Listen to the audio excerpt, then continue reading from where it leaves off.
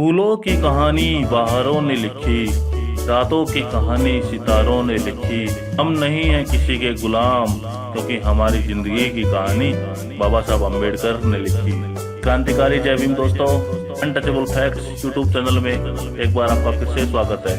आप लोगों ने मेरी पिछली वीडियो को बहुत सराहा, उसके लिए आपका तहे दिल से धन्यवाद करता हूँ मैं। अनटचेबल फैक्ट्स एक बार फिर से नई वीडियो के साथ हाजिर है। ये वीडियो शिक्षा व शोध में भारत का स्थान पर आधारित है। आजादी के इतने सालों बाद भी भारत शिक्षा व शोध के क्षेत्र में इतना पिछड़ा हुआ क्यों है? इसके दो पहलू हैं। एक तरफ देखें तो आरक्षण और दूसरी तरफ देखें तो स्वर्णों का आरक्षण। शिक्षा व शोध में सुप्रीम कोर्ट के आदेश के अनुसार आरक्षण नहीं होगा। इस आदेश के कारण हमारे देश में सिर्फ उच्च स्तरीय शिक्षा व शोध में सिर्फ स्वर्णों का आरक्षण रह गया है। तो क्या हम इसे कह सकते हैं कि आरक्षण नहीं है? गलत होगा। आरक्षण है, लेकिन स्वर्णों के लिए। इसी के साथ सरकारी क्षेत्र में 88% नौकरियां स्वर्णों के लिए। हमारा प्रतिनिधित्व तो सरकारी क्षेत्र में है ही नहीं। तो दोस्तों, आज का टॉपिक रहेगा हमारा शिक्षा व शोध में भारत का स्थान। तो चलिए इस तथ्य पर आज हम चर्चा करते हैं। रूस व इजराइल जैसे देशों में मौलिक खोज 15 साल तक के बच्चों ने की है। वहाँ के बच्चे होश संभालते ही कहाँ, कैसे और क्यों के सवाल पूछने लगते हैं। परंतु भारत में अयोग्यों या फिर कह सकते हैं कि जनेऊधारियों ने शंका व सवाल यानी क्यों, कैसे, कहाँ के सभी सवाल पूछने के रास्ते बंद कर दिए। मानो या जानो नहीं, जानने व पढ़ने पर इन डींग हाँकने वालों की पोल खुल जाती है। दोस्तों, विदेशों में रूस या फिर कह सकते हैं इजराइल ज्यादातर मौलिक खोजें 15 साल तक का एक बच्चा कर देता है। लेकिन भारत में बड़े बड़े वैज्ञानिक नहीं कर पाते, क्योंकि हमें उस तरह का माहौल ही नहीं दिया जाता। अंधविश्वास में इतना झोंक दिया जाता है कि हम उससे निकल ही नहीं पाते। अंधविश्वास हमारे घर के कोनों कोनों में छिपा बैठा है। अंधविश्वास के साथ चर्चा करते हैं। चलिए आगे। मनु महाराज ने विद्या की देवी सरस्वती के मुंह से कहलवाया कि मुझे ब्राह्मणों के अलावा किसी और को मत देना। स्वर्णों का दूसरा तीर कि विद्या की देवी सरस्वती, क्या आप मुझे बता सकते हैं कि ये देवी सरस्वती कौन से कॉलेज या फिर यूनिवर्सिटी से डिग्री लेकर आई है जो विद्या की देवी कहते हैं इनको? ये सिर्फ अंधविश्वास है और कुछ नहीं। अभी तो शुरुआत है। अंधविश्वास तो ऐसे ऐसे आएंगे सामने। पूज्य विप्र, विप्र का अर्थ होता है पंडित। सकल गुणहीन ने योग्यता की हत्या कर दी। अब इन जनेऊधारियों का देखिए, इन गुणहीन ने योग्यता वालों की तो हत्या ही कर दी। योग्यता की नहीं, योग्यता वालों की ही हत्या कर दी इन लोगों ने। तो पृथ्वी शेषनाग के फन पर टिकी है। जब ये करवट बदलते हैं तभी भूकंप आता है। चलो 1% मान भी लिया जाए कि पृथ्वी शेषनाग के फन पर टिकी है, तो शेषनाग कहाँ टिका है ये किसी ने ध्यान ही नहीं दिया आज तक। पृथ्वी से करोड़ों गुना बड़े हुए गर्म सूरज को हनुमान ने 6 माह तक टोपी की तरह चूसता रहा। How it is possible friends? ये सिर्फ अंधविश्वास। बहुजनों, मेरे दलित भाइयों, या इस अंधविश्वास से बाहर निकलो। अब आगे बात करते हैं। अगस्त ऋषि ने समुद्र पीकर पेशाब कर दिया तो समुद्र का जल खारा होगा। एक इंसान 2 लीटर पानी से ऊपर ज्यादा पी लेता है तो उसे काफी परेशानी का सामना करना पड़ता है। तो समुद्र के ये 1 गिलास पानी थोड़ी ना है, ये सिर्फ अंधविश्वास है। अब आगे देखिए। काशी में पड़े कुछ पंडितों का आज भी अटूट विश्वास है कि दूध, शहद व शराब के समुद्र होते हैं।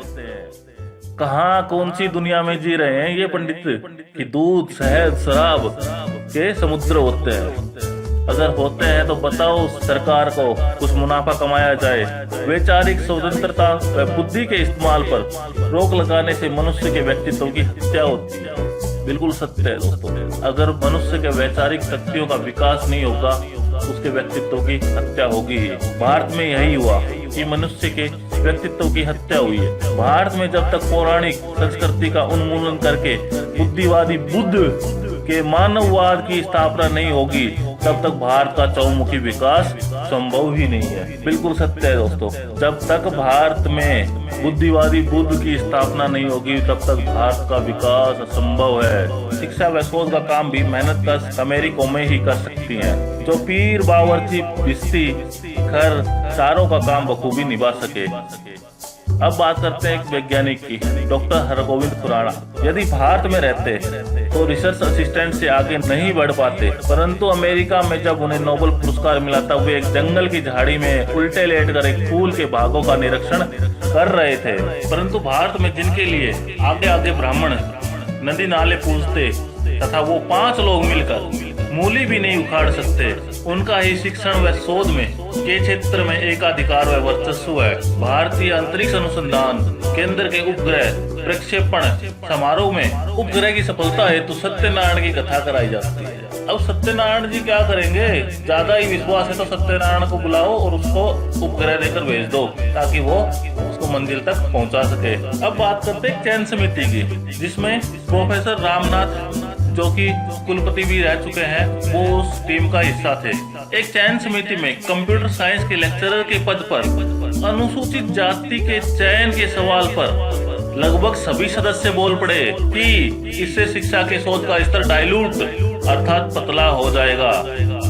मैंने कहा, यानी प्रोफेसर रामनाथ जी ने कहा कि जब पूरे भारत में शिक्षा के शोध में अनुसूचित जाति का प्रतिनिधित्व नहीं के बराबर है, तब भी यह स्तर पानी के बराबर पतला क्यों है। बिल्कुल सत्य कहा रामनाथ जी ने कि जब हमारा प्रतिनिधित्व नहीं के बराबर ही है तो शिक्षा व शोध का स्तर पानी के बराबर क्यों है। अनुसूचित जाति के आने से पानी से ज्यादा पतला नहीं हो सकता। अगर हमारा भी प्रतिनिधित्व हो तो ये स्तर पानी से भी पतला क्या होगा। सबसे अधिक योग्यता व दक्षता का ढोल भारत में ही पीटा जाता है। चीन, जापान, अमेरिका में योग्यता की बात तक नहीं उठती। इस हिसाब से इन देशों को हमारा पानी भरना चाहिए। अगर योग्यता है तो बिल्कुल सत्य बात है, इन देशों को हमारा पानी भरना चाहिए, परंतु हमारा विज्ञान प्रौद्योगिकी व अन्य क्षेत्र के सभी देशों की सूची में 132वां स्थान है, जबकि अंग्रेजों के समय में 25वां था। कहाँ 132वां स्थान, कहाँ 25वां स्थान। क्या इस अधोपतन के लिए आजादी के बाद सत्ता में बैठे ब्रह्मा जी के भेजे से निकले लोग जिम्मेदार नहीं है? बिल्कुल जिम्मेदार है। अगर कोई टीम हारती है तो उसका कैप्टन जिम्मेदार होता है, उसी तरह सत्ता में बैठे कैप्टन की जिम्मेदारी होती है। स्वतंत्र भारत ने एक भी नोबेल पुरस्कार विजेता पैदा नहीं किया। जब राकेश शर्मा उधार के अंतरिक्ष यान में उड़े तो भारतीय प्रधानमंत्री ने कहा कि ऊपर से भारत कैसा दिखता है। जब राकेश शर्मा पहली बार अंतरिक्ष में गए, वो भी उधार के अंतरिक्ष यान में, वो ही हमारा खुद का बनाया हुआ नहीं था। सीवी रमन स्वतंत्र भारत की देन है। गीतांजलि पर नोबेल पुरस्कार पंडित रविंद्रनाथ टैगोर को जॉर्ज पंचम की बढ़ेती में जनगणमन अधिनायक लिखने के कारण दिया गया।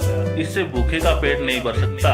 जब करोड़ों रुपए की विदेशों से खरीदी 10 साल पुरानी टेक्नोलॉजी से हमारे देश के उद्योग चल रहे हैं, तो देश में IIT स्तर के 50 प्रौद्योगिकी संस्थानों के वैज्ञानिक क्या कर रहे हैं। बिल्कुल सत्य बात है। हम 10 साल पुरानी टेक्नोलॉजी विदेशों से खरीदते हैं, तो हमारे देश के वैज्ञानिक जो कहते हैं कि शिक्षा या शोध का स्तर डाइल्यूट हो जाएगा अनुसूचित जाति जनजाति पिछड़ों के आने से, तो तुम हो तो तुमने कौन से तीर चला दिए और सारी टेक्नोलॉजी विदेशों से खरीदते हो। जाहिर है इन सब सफेद हाथी संस्थानों में अब तक आशुद्ध जल की तरह शुद्ध योग्यताधारियों की भर्ती हुई है।